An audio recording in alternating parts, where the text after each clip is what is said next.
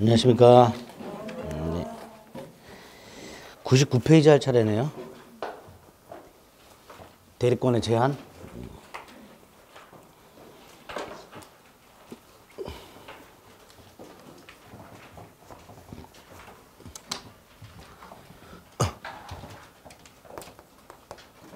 민법 총칙 보고 있습니다.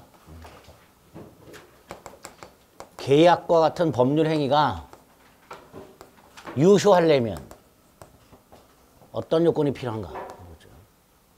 계약이 유효해야 권리와 의무가 생긴다 그랬어요. 그래서 권리와 의무가 생기려면 어떤 요건이 필요한가?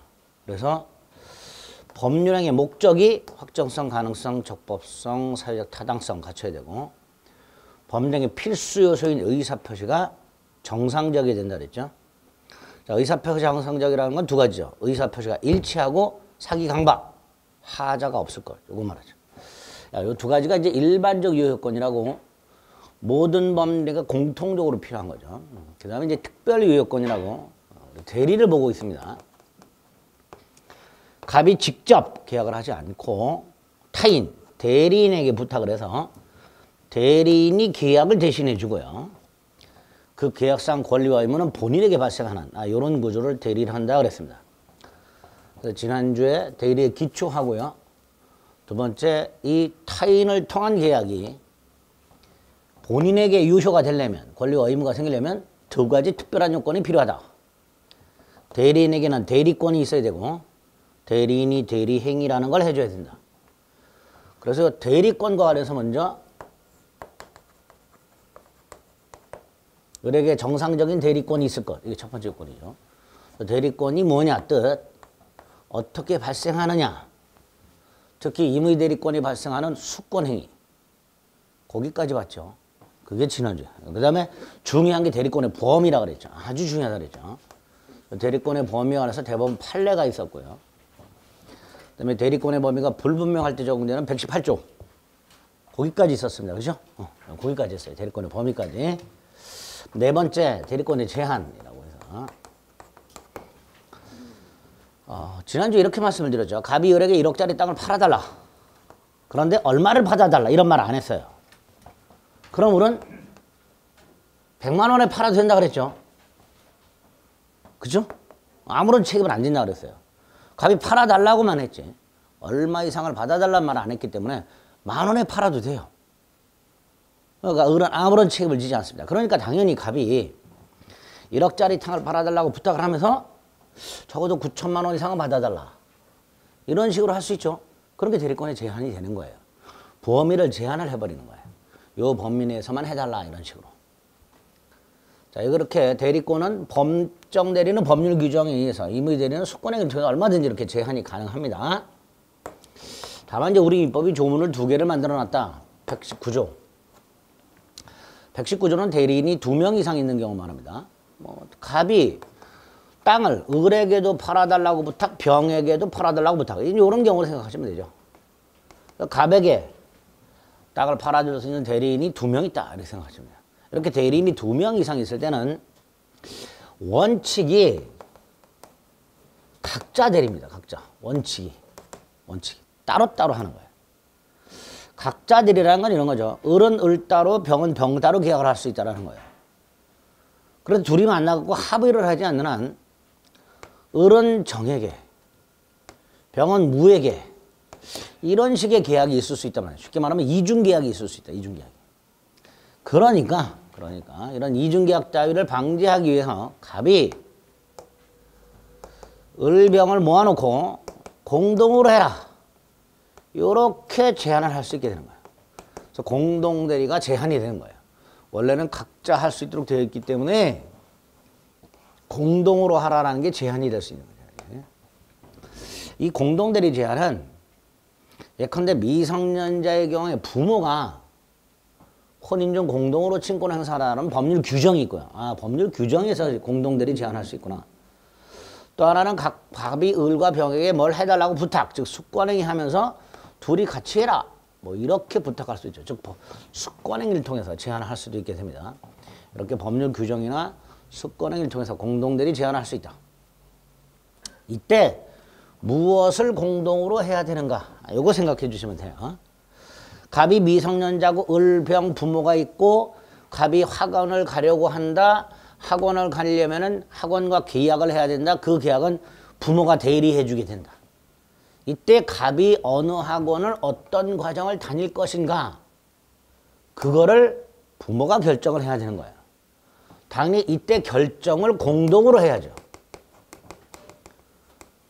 공동대리 제한의 의미는 이중계약을 방지할 목적으로 제한하는 거니까 당연히 갑이 어느 학원을 다닐지 어느 과정을 다닐지를 공동으로 결정을 해야 되는 거예요. 만약에 결정을 따로따로 할 수 있다면 을은 A 학원, 병은 B 학원 이런 식으로 이중계약이 될 수 있단 말이죠. 그죠? 그러니까 결정을 공동으로 하라 이런 뜻입니다. 자, 부모가 머리를 맞대고 A 학원 월수금반을 딱 정했어요. 그러면 학원을 가서 우리 아이가 이 학원을 다닐 것이다 라고 표시를 해줘야 되죠. 그죠? 자, 이 표시는 을과 병이 함께 가가지고 공동으로 해야 될까요? 혼자 가도 될까요? 이건 혼자 가도 되죠. 어차피 공동으로 결정했으니까. 그죠? 하나의 학원을 결정했으니까 이때는 혼자 가더라도 이중계약의 문제가 생기지 않게 됩니다. 당연히 표시에게는 단독으로 할 수 있죠. 그 다음에 둘이 공동으로 결정을 한 다음 을이 혼자 가서 학원과 계약을 해요. 표시를 해. 그리고 계약이 끝났더니 학원이 책을 주네, 교재. 수령해 와야 되죠. 자, 수령은 수동대리라 그랬습니다. 자, 이 책을 수령할 때 을이 혼자 받아와도 돼요? 병을 불러서 같이 받아야 돼. 혼자 받아도 되죠.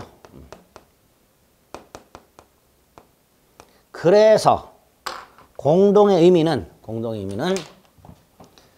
능동대리를 할 때 의사결정을 공동으로 하라 이런 뜻이고, 결정된 걸 표시하거나 수동 또는 단독으로 할 수 있다 이렇게 되죠. 공동의 의미는 능동들이 의사결정 공동을 의미하게 된다 이렇게 이해하시면 되죠. 만약에 이거를 단독으로 했다. 그럼 뭐가 된다? 무권대리가 됩니다. 무권대리. 결정을 단독으로 하게 되면 무권대리로서 본인에게는 아무런 권리도 아무런 의무도 생기지 않습니다. 그러니까 만약에 아이가 다녀야 될 학원을 엄마 혼자 결정했다. 그럼 무권대리로서 아이에게는 어떠한 권리도 어떠한 의무도 발생하지 않게 됩니다. 무권대리가 된다. 위반하면. 119조 조문 기억하시면 돼요. 두 번째가 124조. 대리인은 원칙적으로 자기계약이라든가 쌍방대리가 금지가 됩니다. 자기계약 쌍방대리 원칙적 금지. 자기계약은 이런 형태죠. 갑이 을에게 땅을 팔아달라. 을이 자기 자신과 계약을 합니다. 이게 자기계약 형태고요. 쌍방대리는 매도인의 대리인 을, 매수인의 대리인 을, 이런 형태가 쌍방대리가 됩니다. 그림으로 보시면 아시겠지만 이거 함부로 하면 돼요, 안 돼요? 안 되겠죠. 자기계약이나 쌍방대리는 그래서 원칙적으로 금지가 되어 있습니다. 다만 예외, 허용되는 경우, 일단 법에서 허용되는 경우가 두 가지가 있고요. 판례가 인정하는 게 몇 개가 더 있어요. 자, 법에서 허용되는 경우 생각해 봅니다. 첫째가 본인이 허락한 경우. 본인이 허락했으니 하면 되죠. 갑이 을에게 안 팔리면 네가 사도 돼. 뭐 그랬어. 그럼 해도 되는 거예요. 또 하나가 채무이행이라고, 그냥 쉽게 돈 갚는 거 생각하시면 돼요. 이것도 당사자 간의 다툼이 없다면 자기계약이나 쌍방대리 형태로 할 수 있다 이런 뜻인데, 먼저 본인 허락 같은 경우 부동산 매도인과 매수인이 법무사에게 이전 등기 신청을 맡겨. 이 법무사 쌍방대리인이죠. 뭐 할 수 있다. 또 채무이행, 돈을 빌린 사람 차주, 돈을 빌려준 사람 대주. 근데 여기 사채업자야. 근데 가운데 사채 알선업자가 끼어 있어. 이 사채 알선업자를 우리 대법원은 돈을 빌린 차주의 대리인이면서 동시에 돈을 빌려준 대주의 대리인, 즉 쌍방 대리인이라고 봅니다. 사찰성자를. 자, 그런데 여기서 차주가 돈을 갚을 때 보통 이렇게 다이렉트로 갚겠죠. 그런데 병하고 연락이 안 돼서 사채 알선업자에게 채무를 이행했어. 변제. 원래는 안 되죠. 다이렉트로 갚아야 되잖아. 그런데 이렇게 변제를 하게 되면 쌍방대리 형태로 변제하게 되는 거예요. 그죠? 원래는 안 된단 말이에요. 그런데 채무이행은 할 수 있다고 돼 있으니까. 아, 채무이행이니까 쌍방대리 형태로 할 수 있구나. 결국 차주가 대주에게 다이렉트로 변제를 하지 않고 사채 알선업자에게 변제를 했다 하더라도 유효한 변제가 된다. 이렇게 두 가지 경우 허용된다는 거 기억하시면 돼요. 만약에 이렇게 허용되는 걸 제외하고는 금지가 되는데 위반했다. 예를 들어서 하나의 물건이 입찰이 되는데 갑과 병의 대리인이 을이야. 어떤 물건을 낙찰받고자 하는 사람들은 이해관계가 충돌하죠. 그런데 갑의 대리인도 을이고 병의 대리인도 을이야. 을이 한편으로는 갑의 대리인, 한편으로는 병의 대리인으로서 응찰을 했어. 자기계약 쌍방대리 형태의 응찰이죠. 안 됩니다. 무효예요. 무권대리로 무효가 된다. 자기약 쌍방대리가 예외적으로 허용되는 경우를 제외하고 만약에 했다면 무권대리로서 무효가 된다. 이렇게 됩니다. 대리권 장관님 도문 2개 해요. 기억하시면 돼요. 대리권 남용이라는 게 나오는데 그건 나중에 합니다. 6번째, 이건 이제 조문 기억하시면 돼요. 대리권 소멸사유라고. 두 가지 조문, 127조. 임의대리와 법정대리의 공통된 소멸사유. 본인, 사망, 대리인, 사망, 성년 후견의 개시 파산. 본사 대사성파. 이렇게 되죠. 본사 대사성파. 첫째, 본인은 사망만입니다. 본인의 성년 후견의 개시. 이런 건 대리권 소멸사유가 아닙니다. 반면에 대리인 사망뿐만 아니라 성년 후견의 개시 파산까지가 대리권 소멸사유인데 요때요 성년 후견의 개시라 파산은 당연히 사망도 마찬가지고요. 대리인이 된 후의 문제입니다. 후. 대리인이 된 후에 성년 후견의 개시가 되거나 파산 선고를 받은 경우를. 이미 성년 후견의 개시가 되거나 이미 파산 선고를 받은 사람을 대리인으로 선임하는 건 괜찮습니다. 그런데 대리인이 된 후에 대리인이 성년 후견의 개시가 되거나 파산 선고를 받으면 대리권이 소멸하도록. 두 번째, 성년 후견의 개시는 대리권 소멸사유지만 한정 후견의 개시는 대리권 소멸사유가 아닙니다. 그럼 성년 후견은 뭐고 한정 후견은 뭐냐? 가정법원이 일정한 자의 청구에 의하여 성년 후견, 얘는 완전히 맛이 갔으니까 돌봄이 필요하다. 이게 성년 후견. 한정 후견, 너는 가끔 맛이 갔으니까, 가끔 맛이 가니까 그 가끔 맛이 갈 때만 돌봄이 필요하다. 이게 한정 후견 이렇게 됩니다. 성년 후견은 늘 맛이 가 있어. 한정 후견은 가끔 맛이 가.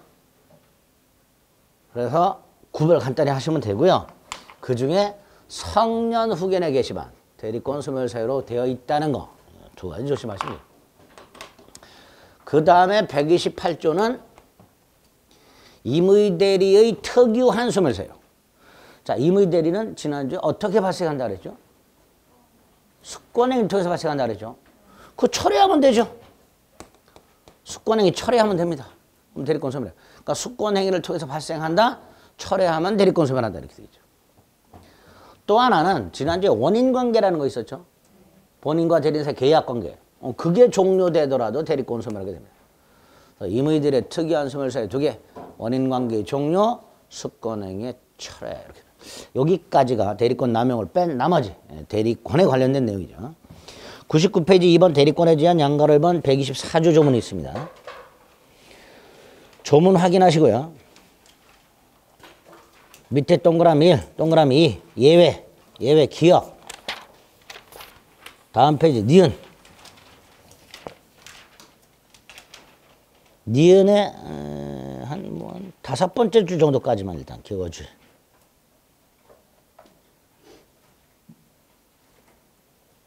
그 다음에 동그라미 3번. 위반하면 무권대리. 판례가 있죠. 동일한 물건 입찰 절차에서 이해관계가 충돌한 2인 이상의 대리인으로서 응찰하는 행위. 무효. 무권대리는 무효. 자, 공동대리는 조문이 잘 나옵니다. 119조. 조문 꼭 확인하시고 밑에 1번, 2번, 기억, 니은 이렇게 확인하시면 됩니다.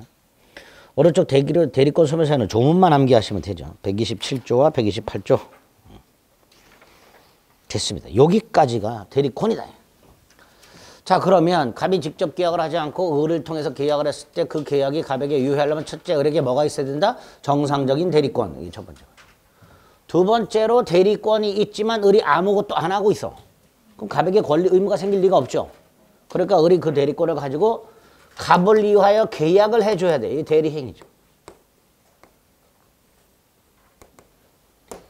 대리인 입장에서 봤을 때 대리인 자신이 아니라 본인을 위한 법률행위 이렇게 되죠. 본인을 위한 법률행위.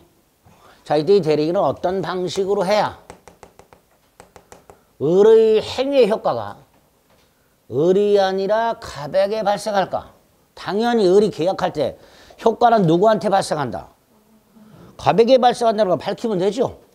나는 계약만 대신해 주는 사람이다. 권리와 의무는 갑에게 생긴다. 그거 밝혀주면 되겠지. 예, 그게 114조 1항에서 을이 상대방에게 본인을 위한 것임을 표시하라. 본인을 위한 것임을 표시해.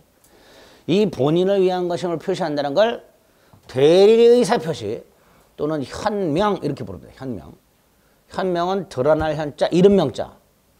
본인 이름을 드러내라 이런 뜻이에요. 결국 본인 이름으로 하라 이런 뜻. 본인 이름으로. 물론 이건 능동이죠. 수동은 상대방이 표시하면 돼요. 수동은 상대방의 표시를 대리인이 수령만 하는 거니까 당연히 능동은 대리인이 본인을 위한 것임을 표시하는 거고요. 수동은 상대방이 표시를 하게 됩니다. 근데 114조 2항에 보면요. 이 상대방을 제3자라고 해놨어요. 제3자.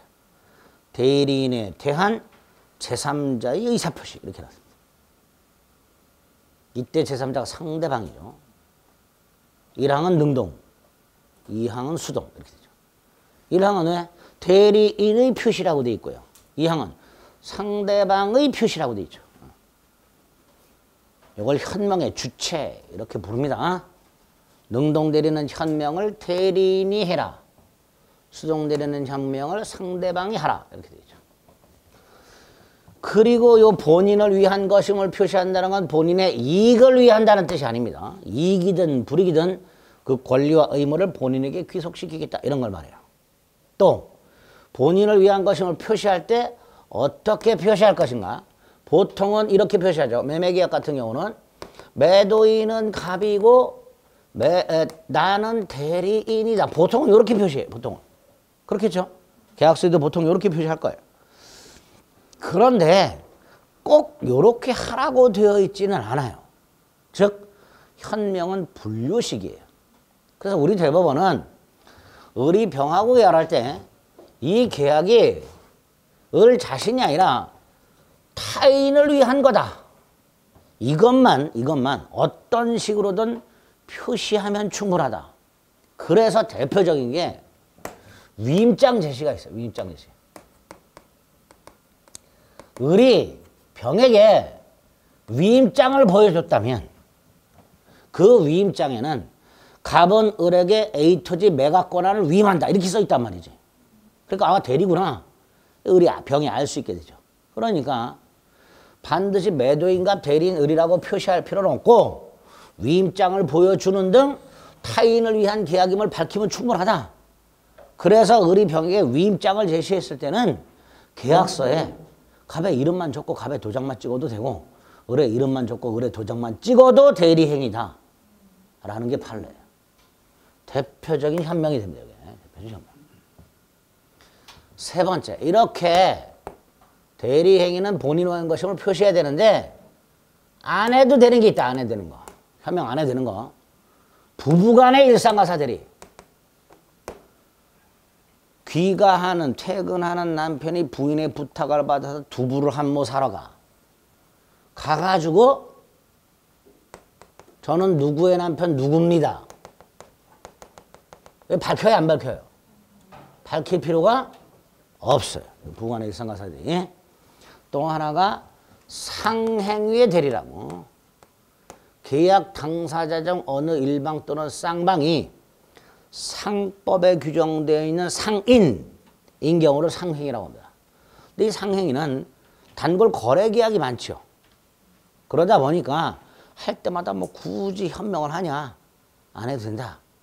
이런 식으로 두 가지는 현명의 예외가 됩니다.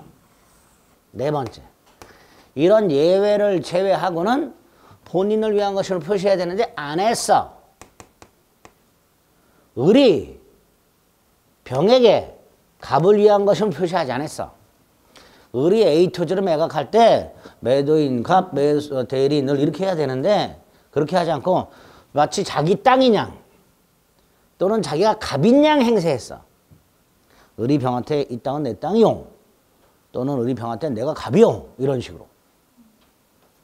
자기 부동산인 양, 자기 소유인 양 팔거나 자기가 마치 갑인 양 갑으로 행세하거나 이건 대리행위가 아니죠. 갑을 위한 것임을 표시한 게 아니야. 그러면 뭐냐? 을 자신의 행위로 본다. 그래서 현명을 하게 되면 대리인, 매도인과 대리인 을이 되지만 현명을 하지 않으면 그냥 매도인이 누가 되는 거예요? 을이 되는 거예요. 을. 그러니까 병이 을한테 와서 땅 내놔 그러면 을은 어떻게든 넘겨줘야 되는 거예요. 이때 을이 나는 갑을 위한 생각이 있었는데 표시를 못했다. 착각이 있었다. 착각. 나 착오 취소하란다. 이따위 소리 못합니다. 책임 벗어나려고 나 착오 취소한다. 이런 거 못합니다. 그래서 대리인이 본인을 위한 것임을 표시하지 아니한 때는 대리인 자기 자신의 행위로 본다. 그러니까 을이 매도인이 되는 거예요. 당연히 을은 이 계약을 착오 취소 못한다. 책임 면해보려고 착오 취소하려고 하는 놈들이 있어. 안 된다. 책임져라. 이제. 이거 표시 안 했으니까. 자, 여기서 얘가 작두를 타. 뭘 타요? 작두를 타. 무슨 뜻? 알았거나 알 수 있었어. 을이 현명을 안 했는데도 병이 을을 딱 봤어. 갑의 대리인. 이렇게. 작두를 타죠. 이런 경우. 물론 작두 타기 때문에 그런 건 아니고 그냥 그렇다. 을이 평상시에 갑을 위한 것임을 표해서 병하고 수차례 반복적으로 계약을 해왔다면 어느 시점이 되면 을이 굳이 말을 안 해도 병은 을이 갑의 대리인임을 쉽게 알 수 있게 되는 경우가 있더란 말이죠. 그러니까 만약에 을이 본인을 위한 것을 표시하지 않았다 하더라도 상대방이 대리인임을 알았거나 알 수 있었다면 다시 대리행위로 보자. 이게 115조가 될 겁니다. 그러니까 본인을 위한 것임을 표시하지 않은 경우에도 본인에게 효력이 생기는 경우가 있을 수 있죠. 질문이 이렇게 나왔죠. 본인을 위한 것임을 표시하지 아니하면 대리행위가 아니므로 본인에게 효력이 생길 여지가 없다. OX, X, 여지는 있다. 그죠? 이렇게 대리행위와 관련된 114조와 115조. 조문을 두 개를 엮어서 이해를 해 주셔야 돼요. 자, 세 번째가 두 번째군요. 방식. 대리행위 하자라고요. 이 을과 병 사이의 계약이 계약이잖아요. 그렇죠? 법률행위잖아요. 이게 우리가 앞에서 봤던 일반적인 유효 요건. 목적의 확정성, 가능성, 적법성, 사회적 타당성, 의사표시가 일치하고 하자가 없을 것.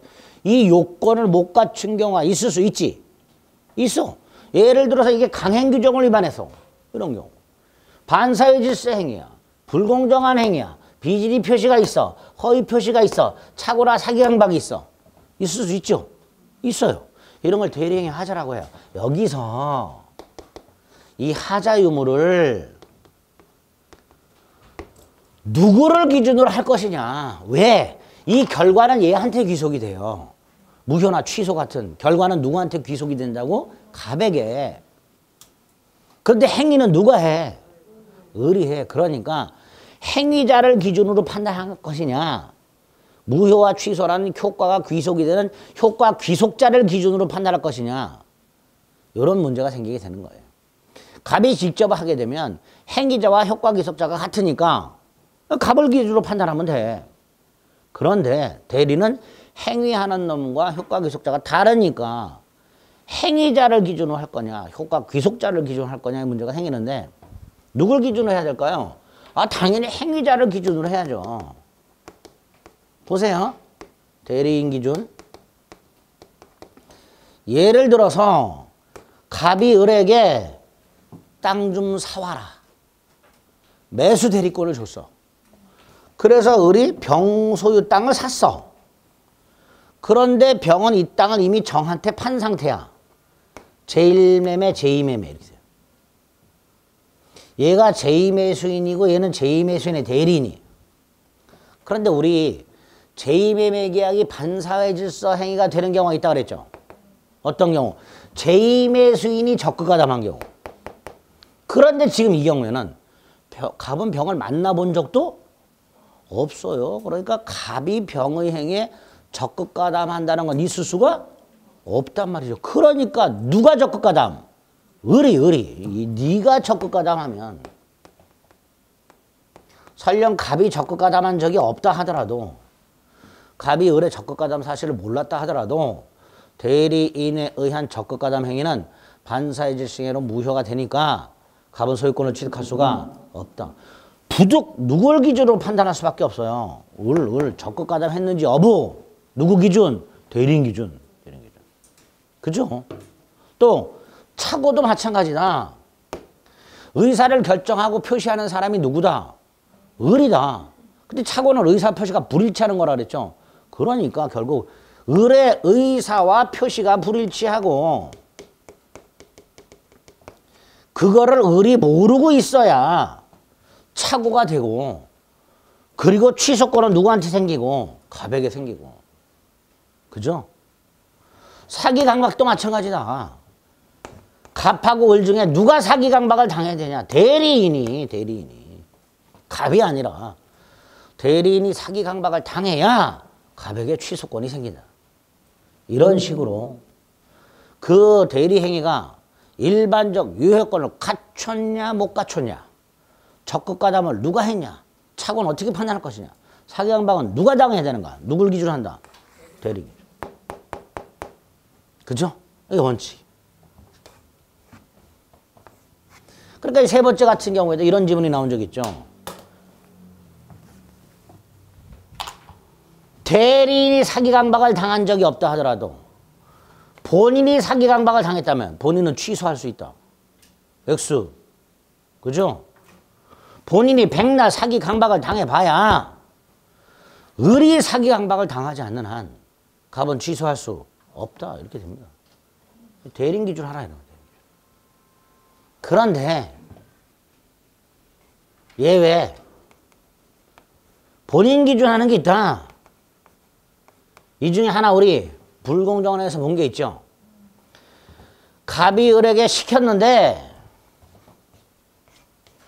요놈이 폭리를 취했네. 얘가 피해자네. 폭리 행위가 되려면 피해자는 군박경서를 무경해야 된다 그랬죠. 그런데 대리인을 통했으니까 누굴 기준으로 해야 돼? 대리인 기준으로 군박경서를 무경을 판단해야 돼요. 그런데 우리 대법원이 별다른 근거 없이 궁박만은 누굴 기준해라? 본인. 그래서 외웠었죠. 궁본, 경무대 이렇게.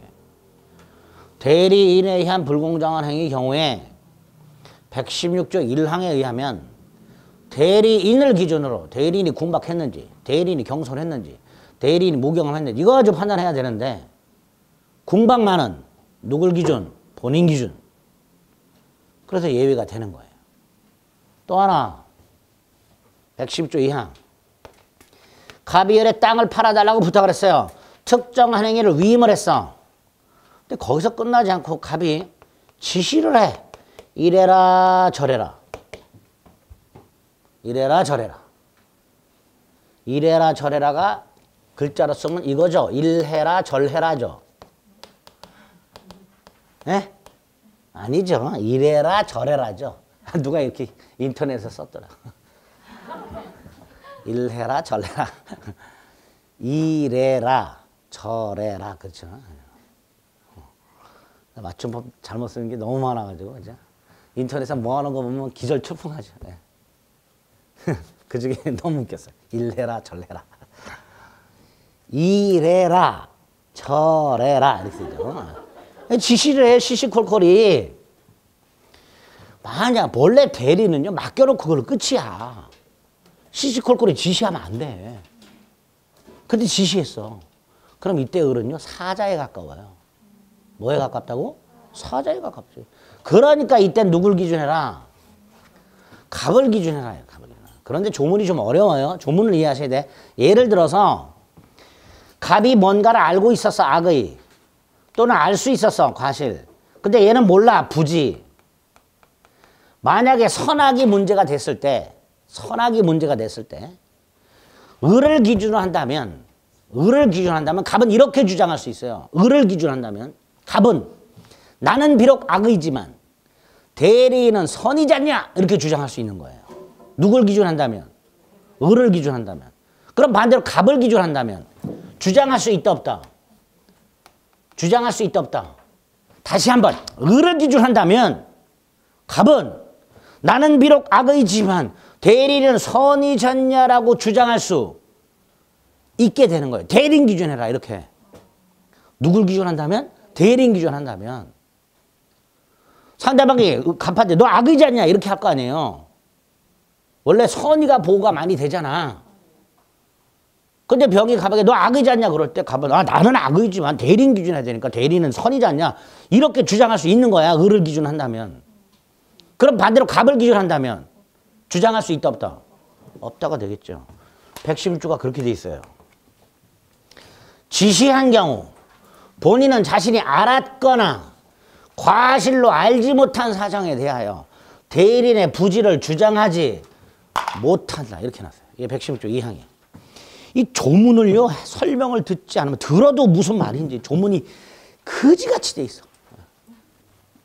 우리 민법 조문 중에 거지같이 돼 있는 게 굉장히 많은데 그 중에서도 탑3에 드는 거야. 뭔 개소리야 도대체 이게. 예? 103페이지 밑에 보세요. 116조 2항. 특정한 법률에 위임한 경우에 대리인이 본인의 지시에 따라 그 행위를 한 경우에 본인은 자기가 안 사정 과실로 알지 못한 사정에 대해서 대리인의 부지를 주장하지 못한다. 뭐 하자는 거야 이게. 간단해요. 누굴 기준해라? 갑 기준해라 그런 뜻이에요. 갑 네가 악의지 않냐 자식아. 대리인 선의 주장 못해놓. 이런 뜻입니다. 아시겠죠? 그렇게 이해하시면 이해했으니까 바로 외워. 116조 2항. 지시 주장하지 못한다. 이게 대리행위 하자의 문제고요. 세 번째가 우리 시험 범위는 아니지만 법률 행위가 유효하려면 당사자는 행위 당시 의사능력과 행위능력이 있어야 된다 그러죠. 의사능력이 없으면 무효, 행위능력이 없으면 취소. 그랬죠? 당사자가. 그런데 대리인을 통해서 계약을 하게 되면 얘가 당사자인데, 그죠? 얘는 당사자의 대리인입니다. 당사자 아니에요. 당사자는 얘야. 그런데 얘는 직접 계약을 해야 안 해요. 안 하니까 본인은 의사능력도 필요 없고 행위능력 필요 없지. 안 하니까. 그러니까 을이 갑을 위한 계약을 할 당시에 갑은 만취해 있어도 돼. 그렇죠? 그러니까 대리행위에서는 본인의 능력, 당사자 능력은 문제가 안 되고요. 대리인의 능력이 문제가 되는 거예요. 직접 계약을 하는 놈이 누구니까? 을이니까. 그러니까 대리인은 의사능력이 있어야 되겠구나. 당연하죠. 결정해야 되니까. 따라서 을이 병하고 갑을 위한 대리행위 할 당시에 만취해 있으면 그 대리행위는 무효. 이렇게 되겠죠. 문제가 행위능력입니다.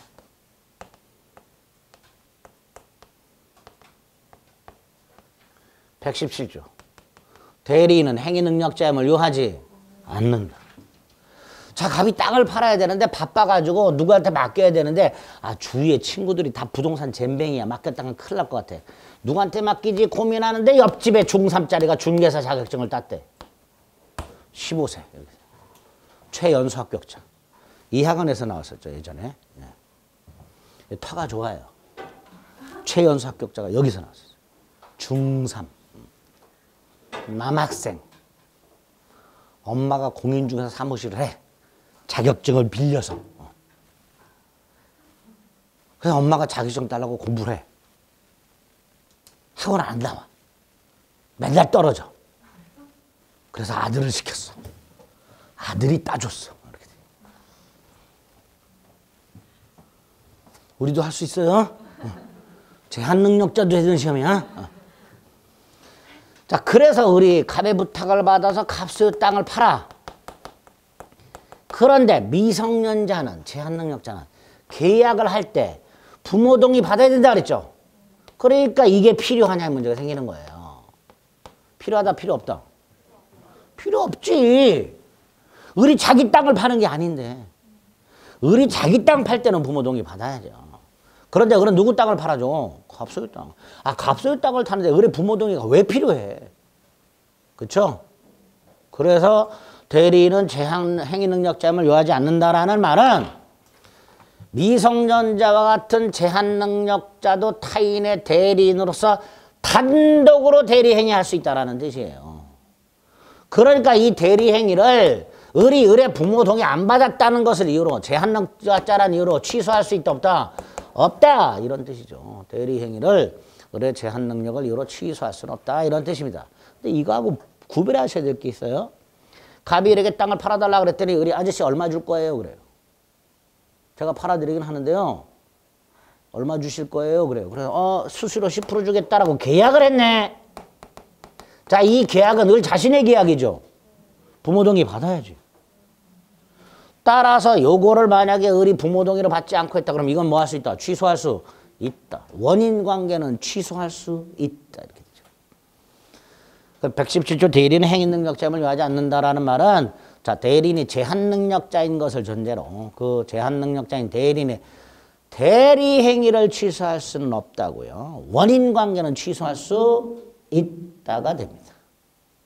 구별되시죠? 여기까지가 대리 행위예요. 그럼 저 앞에 거랑 결합해서 대리인이 정상적인 대리권을 가지고 정상적인 대리 행위를 하게 되면 그 효과는 누구한테 귀속이 된다? 갑에게 어떻게 직접. 114조를 보면요. 직접 갑에게 효력이 있습니다. 직접. 직접이란 말을 굳이 써놨어요. 잠깐 보세요. 갑이 이렇게 땅을 팔아달라고 부탁을 했어요. 을이 팔았어요. 그리고 병한테서 을이 대금을 수령했어요. 을 대금 수령 권한 있다 없다? 있다 그랬죠. 있다 그랬어요. 있다 그래서. 그런데 을이 그 수령한 대금을 횡령을 했어. 갑한테 안 갖다 줬어. 자, 을 이 행위. 대리권의 범위 내의 행위예요? 범위 벗어났어요? 내의 행위입니다. 이걸 대리권의 범위를 벗어났다고 보게 되면요. 무권대리가 된다 그랬어요. 무권대리. 지난주에 대리권의 범위를 밝히는 이유가 뭐였어요? 그 범위 내의 행위면 유권. 범위 바깥이면 무권이어서 본인에게 효력이 생기질 않아. 그러니까 범위를 밝히는 거예요. 그러니까 이게 대리권의 범위 바깥이라면 무권대리로서 갑에겐 효력이 없으니까 병이 갑한테 땅 내놓으라 하더라도 갑은 무효다. 땅 못 줘. 이렇게 할 수 있는 거예요. 그런데 병이 현재 요 상태에서 갑에게 땅 달라 그러면 갑은 땅 넘겨줘야 돼? 안 넘겨줘야 돼? 넘겨줘야죠. 그죠? 그러니까 을이 돈 받아가지고 횡령을 한 건 대리권의 범위를 넘은 게 아니에요. 대리권 범위 내의 행위야. 하지만 갑을 배신한 거예요. 요거를 배임적 대리행위라고 불러요. 무슨 행위? 배임적 대리행위. 자, 배임적 대리행위는 대리권 남용이라고도 하는데요. 어찌됐건 을이 대리권 범위 내의 행위를 했기 때문에 이건 갑에 대한 배신행위에 불과하기 때문에 일단 그 행위력은 누구한테 귀속이 된다? 갑에게. 그죠? 첫 번째. 두 번째, 직접이라 그랬죠. 을이 계약을 했다. 직접 누가 한 거다? 갑이 한 거 똑같은 거야. 을이 돈 받았다. 직접 누가 받은 거다? 을이 계약을 하거나 돈을 받았다면 그 효과는 직접 갑에게 이미 발생한 거예요. 그러니까 설령 갑이 단돈 한 푼 을로부터 받은 게 없다 하더라도 병이 갑한테 땅 내라 그러면 갑은 땅을 넘겨줘야 되는 거죠. 다만 얘가 을이 횡령할 거라는 걸 알았어. 그럼 돈 주면 돼, 안 돼? 그건 안 되죠. 을이 횡령할 걸 알았다면 병은 갑한테 연락해서 야, 그 네 대리인 걔 믿으면 안 될 것 같은데? 눈빛 쭉 이상하고 내가 걔한테 돈 주면 바를 것 같은데? 그러니까 병이 알았거나 알 수 있었다면 이때는 을에게 돈을 주면 안 되는 거예요. 왜? 을하고 병이 짜는 경우도 있을 수 있잖아. 그렇잖아요. 예? 병이 을한테 야, 너 횡령할 거야? 야, 내가 눈 감아 줄 테니까 일단 너한테 돈 줄 테니까 반만 뚝 띄어서 날 줘. 뭐 이런 식으로. 그러니까 상대방이 을의 배임적 의도를 알았거나 알 수 있었다면 무효가 된다. 이렇게 된 거예요. 갑에게. 근데 조문이 없어서 107조이랑 단서를 유추 적용. 107조랑 단서가 뭐예요? 비진이 표시 단서. 상대방이 알았거나 알 수 있었을 경우에는 무효가 된다. 그걸 유추 적용하겠다라는 거예요. 그런 걸 대리권 남용이라고 하게 됩니다. 대리권 남용. 대리권 남용이 나오는 이유는 직접 본인에게 효과가 지속되기 때문에 대리권 남용의 개념이 나오게 되는 거예요. 아시겠죠? 이 정도. 102페이지 114조 1항 능동 2항 수동. 1항은 보세요. 대리인이 쭉 가다 보니까 표시 이렇게 돼 있고요. 2항은 제3자의 표시 이렇게 돼 있죠. 제3자가 누구? 상대방. 2항은 대리인의 표시. 2항은 상대방의 표시. 그러니까 1항은 능동, 2항은 수동 이렇게 되는 거죠. 양과 을의 동그라미 1, 동그라미 2, 판례 1. 오른쪽 115조. 조문 확인하시면 되고요. 양가라 3, 동그라미 1, 2, 3. 대리행 하자 116조 1항, 2항. 원칙의 밑에 동그라미 1, 2. 참고에 1번, 2번. 자, 1번은 뭐죠? 대리인이, 제2매수인의 대리인이 적극가담했다면 설령 본인이 적극가담한 적이 없다 하더라도 반사의 질세가 된다 그런 뜻이죠. 반사의 질세가 된다 그러면 될 거를요. 꼭 끝에 가니까 이렇게 사회 질세에 반한다는 장애 사유가 부정되는 것은 아니다. 뭐 이렇게 되죠. 사부정이죠. 그죠? 반한다, 장애, 부정 아니다. 사부정이잖아. 그럼 그냥 앞에 거예요. 반한다. 이거 끝이에요. 뒤에 거 싹 지우면 돼요. 반한다. 반한다.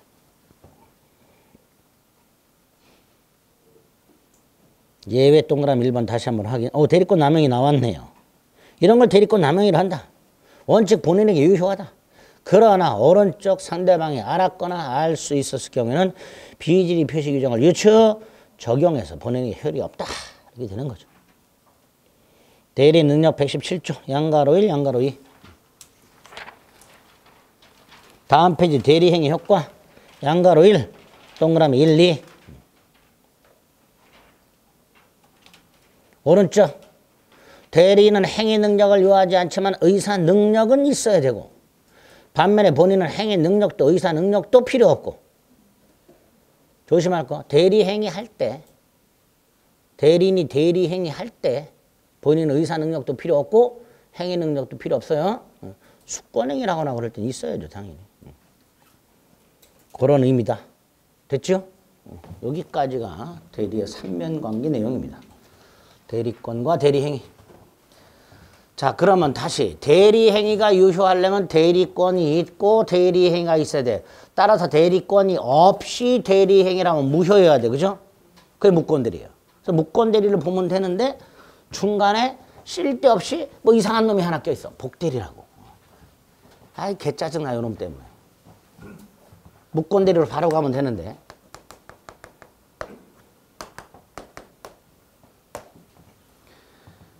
갑이 을에게 A 토지를 팔아달라고 부탁. 그런데 을이 또다시 병에게 A 토지를 팔아달라고 부탁. 그래서 을의 부탁을 받은 병이 갑수의 땅을 팔아. 이때 병 누구 부탁을 받았죠? 을의 부탁을 받았죠. 그죠? 누구 땅을 팔았어요? 갑의 땅을 팔았죠. 요걸 복대리라 한다. 대리인이 선임한 본인의 대리인. 대리인의 대리인이 아니라 본인의 대리인. 병은 을소의 땅을 판 게 아니에요. 갑수의 땅을 팔았어요. 그러니까 갑의 대리인이에요. 갑의 대리인. 그런데 갑의 부탁을 받은 게 아니라 을의 부탁을 받았어요. 이걸 복대리라 한다. 자, 특징을 생각해 봅니다.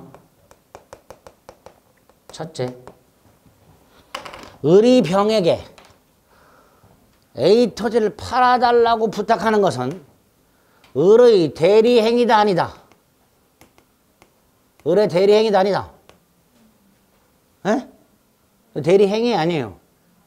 아니잖아. 이게 대리행위잖아. 그죠? 병이 갑수의 A 토지를 매매하는 행위, 이게 대리행위예요. 그러니까 을이 병에게 팔아달라고 부탁을 하는 행위, 이건 대리행위가 아니라 을의 수권행위예요.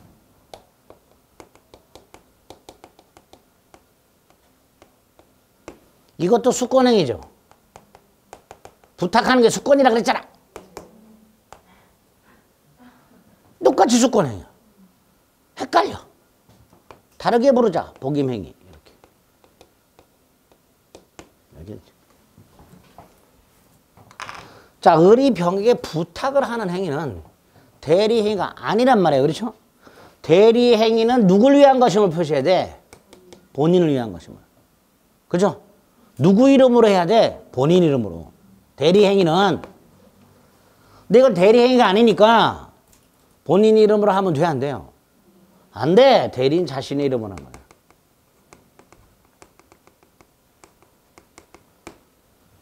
자, 병이요. 병이 갑수의 땅을 팔 때 갑의 이름으로 해야 되죠. 이게 무슨 뜻이었어요? 권리와 의무가 누구한테 귀속된다? 갑에게. 그럼 여기서 을의 이름을 한다는 건 권리와 의무가 나한테 귀속된다는 뜻이에요? 아니야. 여기서는 책임진다라는 뜻이에요. 무슨 진다? 책임을 지겠다 이런 뜻이에요.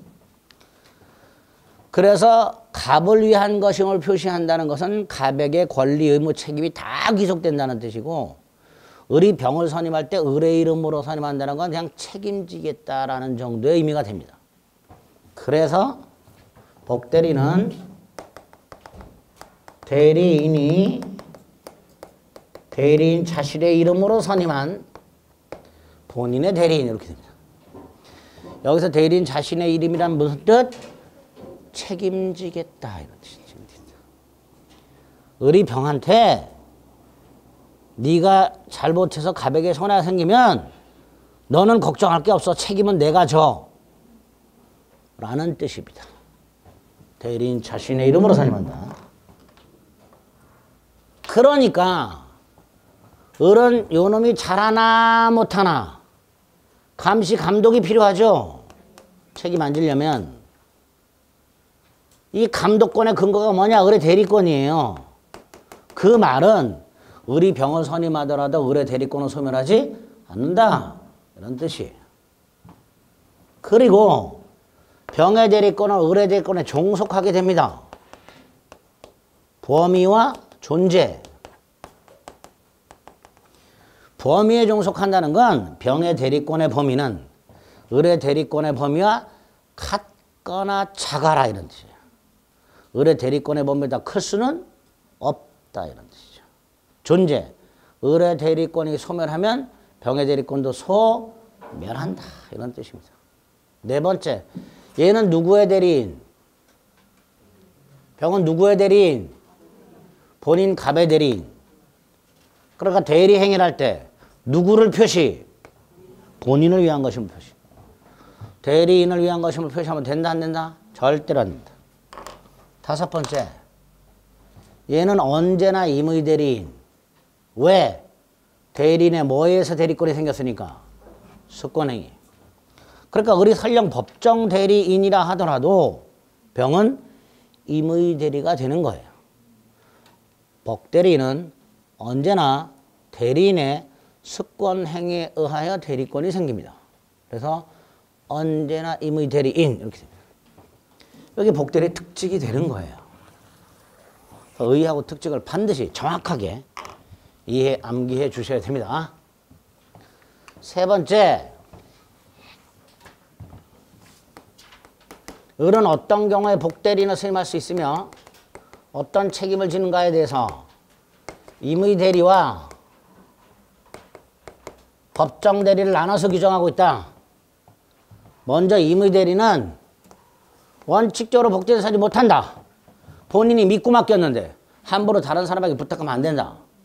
다만 예외, 본인이 승낙했거나 부득이한 사유가 있을 때 선임할 수 있다. 본인 승낙은 당연히 명시승낙, 묵시승낙을 불문하고 대법원에 의하면 수권행위 속에는 특별한 사정이 없는 한 복대리인 선임 승낙이 포함되어 있다 그래요. 부득이한 사유, 뭐 본인에게 발생한 사유일 수도 있고 대리인에게 발생한 사유일 수도 있고 어쨌든 이렇게 임의 대리인은 본인 승낙이나 부득이한 사유가 있을 때만 선임할 수 있도록 해놨습니다. 책임도 무조건 지는 게 아니지. 선임을 잘못했거나 감독을 잘못했을 때만 선임 감독상의 책임입니다. 반면에 법정 대리는 122조에서 그 책임으로 복대리인을 선임할 수도 있겠어요. 그 말은 무제한 복인권이 있다. 아무 이유 없이도 복대리인 선임할 수 있다. 책임도 무조건 져라. 무과실 책임. 법정 대리인은 복대리인의 행위로 본인에게 손해가 생기면 무조건 책임을 져라. 이렇게 해놨어요.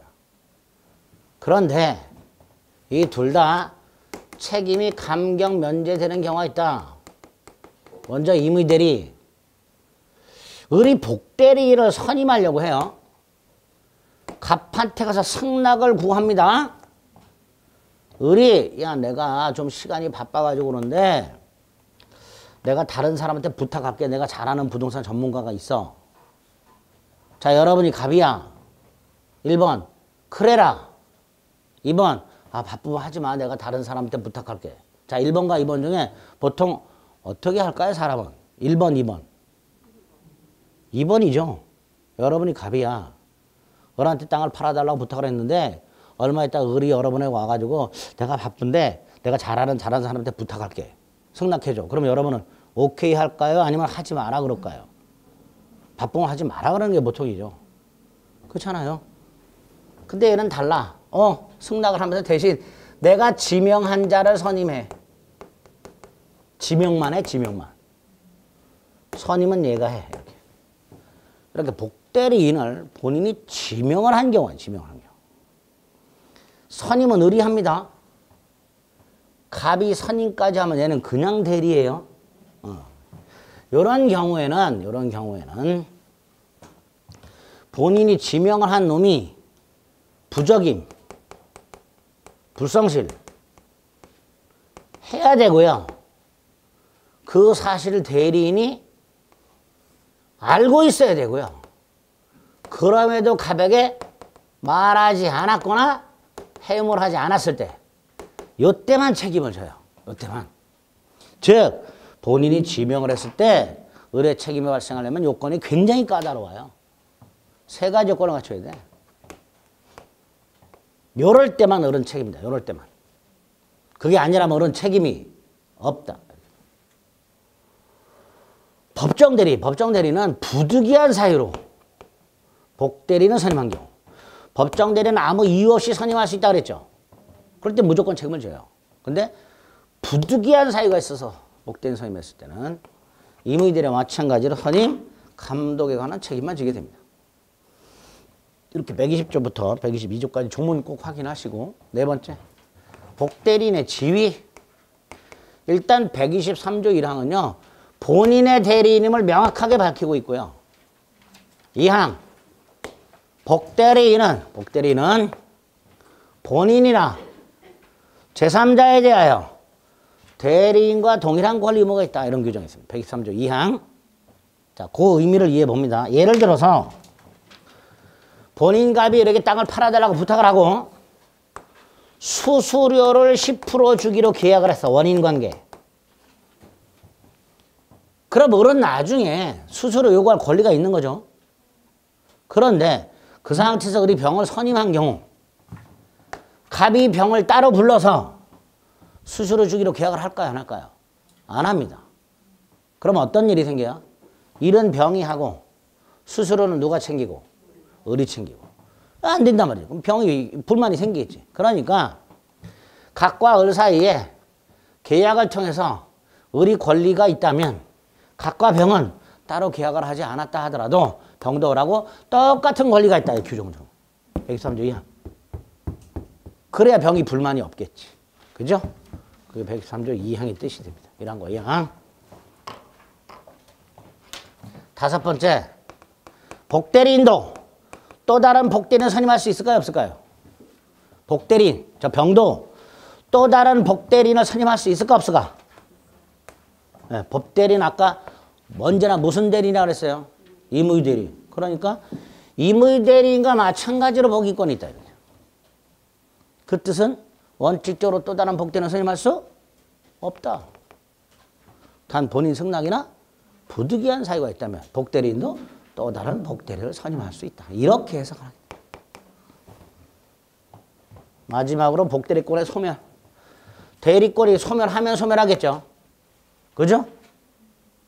복대리권은 대리권이 소멸하면 소멸한다 그랬어요. 또 하나는 얘는 가만히 있고 얘만 소멸하는 경우. 복대리인의 사성파 뭐 이런 경우. 이럴 때는 복대리권만 소멸하는 경우도 있을 수 있겠지. 그 정도. 그 정도. 107페이지. 서술의 의와 성질. 특히 본인의 대리인이란 건 절대로 잊지 마세요. 밑에 임의대리인 복위권과 책임 120조, 121조. 특히 121조 2항. 지명, 본인이 지명, 부적임, 불성실, 알고, 통지, 해임을, 태만. 한때가 아니면 책임이 없다. 뭐 이렇게 되죠. 태만형은 게을리했다 이런 뜻이죠. 다음 페이지 설명을 해놨네요. 양가로 1번, 양가로 2번 쭉 자만할 때 읽어보시면 되죠. 쭉 가면 122조가 있습니다. 조문 확인하고 무과실책입니다. 오른쪽 표로 정리를 해놨죠. 3번에 복대리인의 지위, 양가로 1, 양가로 2, 양가로 3. 다음 페이지 양가로 4. 그리고 복대리인의 소멸까지. 예제 보세요. 1번 복대리인은 누구의 대리인? 본인의 대리인. 2번 임의 대리인이 여기 보세요. 임의 대리인이 본인의 승낙을 받아 복대리인 선임 할 수 있죠? 무슨 책임져? 선임 감독상의 책임을 지지요. 2번 X. 3번 대리인이 복대리인 선임했어. 그리고 나서 대리인이 사망했어. 대사. 대리권 소멸하죠? 복대리권도 소멸. 복대리인의 행위에 대해서도 표현들이가 적용되고요. 5번 법정 대리인은 아무 이유 없이도 복대리인 선임할 수 있다. 부득이한 사유가 없어도 복대리인 선임할 수 있다. 그래서 복대리인은 굉장히 어려운 것 같은데 문제는 겁나게 쉽게 나옵니다. 나온 맞춰 주셔야 돼. 네. 자, 여기까지가 이제 복대리고요. 이제 무권대리 하나 남았습니다. 좀 쉬었다 보겠습니다.